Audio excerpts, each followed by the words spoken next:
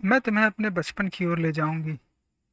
मैं तुमसे कुछ इतनी बड़ी हूँ कि तुम्हारी दादी भी हो सकती हूँ, तुम्हारी नानी भी, बड़ी बुआ भी, बड़ी मौसी भी। परिवार में मुझे सभी लोग जी जी कहकर ही पुकारते हैं। हाँ, मैं इन दिनों कुछ बड़ा बड़ा यानी उम्र में सयाना महसूस करने लगी हूँ। शायद इसलिए कि पिछली शताब्दी में पैदा हुई थी। मेरे पहनने ओढ़ने में भी काफ़ी बदलाव आए हैं। पहले मैं रंग बिरंगे कपड़े पहनती रही हूँ, नीला, जामुनी, ग्रे, काला, चॉकलेटी।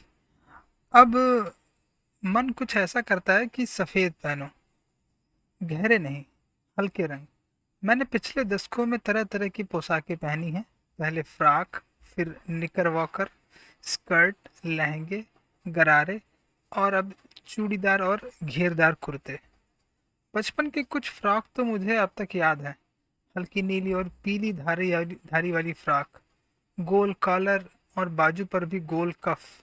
एक हल्के गुलाबी रंग का बारीक चुन्नटों वाला घेरदार फ्रॉक, नीचे गुलाबी रंग की फ्रिल।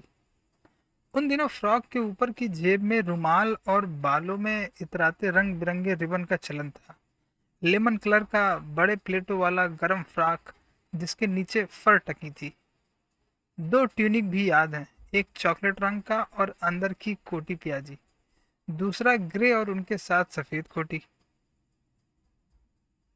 मुझे अपने मोजे और स्टॉकिंग भी याद है। बचपन में हमें अपने मोजे खुद धोने पड़ते थे। वह नौकर या नौकरानी को नहीं दिए जा सकते थे। ये सख्त मनाही थी। हम बच्चे इतवार की सुबह इसी में लगाते। धो लेने के बाद अपने अपने जूते पॉलिश करके चमकाते।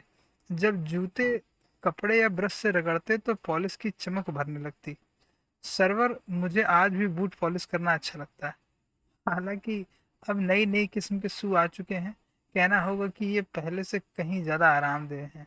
हमें जब नए जूते मिलते थे, उसके साथ ही छालों का इलाज शुरू हो जाता। जब कभी लंबी सैर पर निकलते, अपने पास रुई जरूर रखते। जूता लगा तो रुई मोजे के अंदर। हाँ, हमारे तुम्हारे बचपन में तो बहुत फर्क हो चुका है। हर शनिचर को हमें ऑलिव ऑयल या कैस्टर ऑयल पीना पड़ता। ये एक मुश्किल काम था। शनिचर को सुबह से ही नाक में इसकी गंध आने लगती। छोटे शीशे के ग्लास जिन पर ठीक खुराक के लिए निशान पड़े रहते, उन्हें देखते ही मितली होने लगती। मुझे आज भी लगता है कि अगर हम ना भी पीते वह शनिवारी दवा तो कुछ ज़्यादा बिगड़ने वाला नहीं था। सेहत ठीक ही रहती। तुम्हें बताऊंगी कि हमारे समय और तुम्हारे समय में कितनी दूरी हो चुकी है। यहाँ तक कि बचपन की दिलचस्पियां भी बदल गई हैं। याद रहे, उन दिनों कुछ घरों में ग्रामोफोन थे, रेडियो और टेलीविज़न नहीं थे। हमारे बचपन की कुल्फी आइसक्रीम हो गई है, कचौड़ी समोसा पैटीज में बदल गया है, सहतूत और फालसे और खसखस के शरबत कोक पेप्सी में।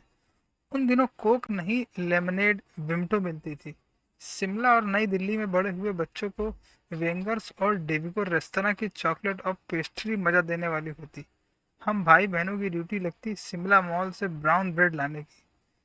हमारा घर मॉल से ज़्यादा दूर नहीं था। एक छोटी सी चढ़ाई और गिरजा मैदान पहुंच जाते। वहां से एक उतराई उतरते और मॉल पर कन्फेक्शनरी काउंटर पर तरह तरह की पेस्ट्री और चॉकलेट की खुशबू मन भावनी। हमें हफ्ते में एक बार चॉकलेट खरीदने की छूट थी। सबसे ज़्यादा मेरे पास ही चॉकलेट टॉफ़ी का स्टॉक रहता।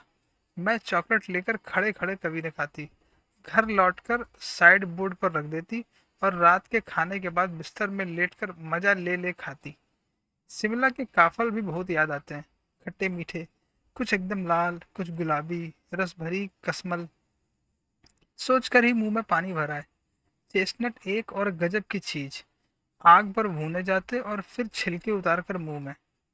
चने जोर गरम और अनारदाने का चूर्ण। हाँ, चने जोर गरम की पुड़िया जो तब थी, वह अब भी नजर आती है। पुराने कागजों से बनाई हुई उस पुड़िया में निरा हाथ का कमाल है।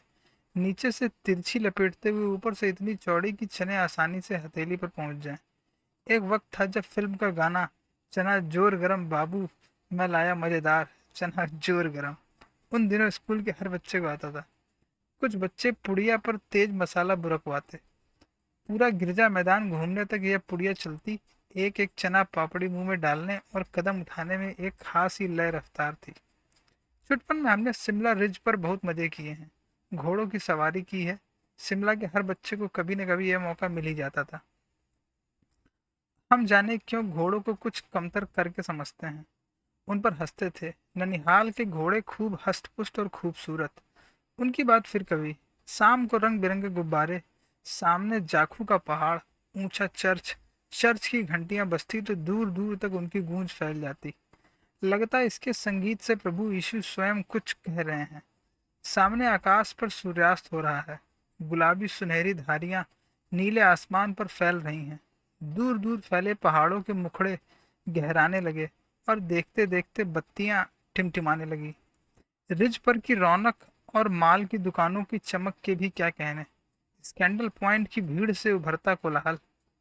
सर्वर स्कैंडल पॉइंट के ठीक सामने उन दिनों एक दुकान हुआ करती थी, जिसके शोरूम में शिमला कालका ट्रेन का मॉडल बना हुआ था। इसकी पटरियां, उस पर खड़ी छोटे छोटे डिब्बों वाली ट्रेन, एक और लाल टीन की छत वाला स्टेशन और सामने सिग्नल देता खंबा, थोड़ी थोड़ी दूरी पर बनी सुरंगें। पिछली सदी में तेज रफ्तार वाली गाड़ी वही थी। कभी कभी हवाई जहाज भी देखने को मिलते। दिल्ली में जब भी उनकी आवाज आती बच्चे उन्हें देखने बाहर दौड़ते। दिखता एक भारी भरकम पक्षी उड़ा जा रहा है पंख फैलाकर, ये देखो, और वह गायब। उसकी स्पीड ही इतनी तेज लगती। हाँ, गाड़ी के मॉडल वाली दुकान के साथ एक और ऐसी दुकान भी थी जो मुझे कभी नहीं भूलती। यह वह दुकान थी जहाँ मेरा पहला चश्मा बना था। वहाँ आंखों के डॉक्टर अंग्रेज थे। शुरू शुरू में चश्मा लगाना बड़ा अटपटा लगा। छोटे बड़े मेरे चेहरे की ओर देखते और कहते, आंखों में कुछ तकलीफ है, इस उम्र में ऐनक, दूध पिया करो। मैं डॉक्टर साहब को कहा दोहरा देती, कुछ देर पहनोगी तो ऐनक उतर जाएगी। वैसे डॉक्टर साहब ने पूरा आश्वासन दिया था, लेकिन चश्मा तो अब तक नहीं उतरा। नंबर बस कम ही होता रहा। मैं अपने आप इसकी जिम्मेवार हूँ। जब आप दिन की रोशनी को छोड़कर रात में टेबल लैंप के सामने काम करेंगी तो इसके अलावा और क्या होगा। हाँ, जब पहली बार मैंने चश्मा लगाया तो मेरे एक चचेरे भाई ने मुझे छेड़ा, देखो देखो कैसी लग रही है। आंख पर चश्मा लगाया ताकि सूझे दूर की, यह नहीं लड़की को मालूम सूरत बनी लंगूर की। आंख पर चश्मा लगाया ताकि सूझे दूर की, यह नहीं लड़की को मालूम सूरत बनी लंगूर की। मैं खीजी कि मुझ पर यह क्यों दोहराया जा रहा है, पर शेर बुरा न लगा। जब वह चाय पीकर चले गए तो मैं अपने कमरे में जाकर आईने के सामने खड़ी हो गई। कई बार अपने आप को देखा, ऐनक उतारी, फिर पहनी, फिर उतारी, देखती रही, देखती रही। सूरत बनी लंगूर की। नहीं नहीं नहीं, हाँ हाँ हाँ। मैंने अपने छोटे भाई का टोपा उठाकर सिर पर रखा। कुछ अजीब लगा, अच्छा भी और मजाकिया भी। तब की बात थी। अब तो चेहरे के साथ घुल मिल गया है चश्मा। जब कभी उतरा हुआ होता है तो चेहरा खाली खाली लगने लगता है। याद आ गया वह टोपा, काली फ्रेम का चश्मा और लंगूर की सूरत। हाँ, इन दिनों शिमला में मैं सिर पर टोपी लगाना पसंद करती हूँ। मैंने कई रंगों की जमा कर ली हैं। कहाँ दुपट्टों को ओढ़ना और कहाँ सहज सहल सुभीते वाली हिमाचली टोपियाँ। कृष्णा सोबती।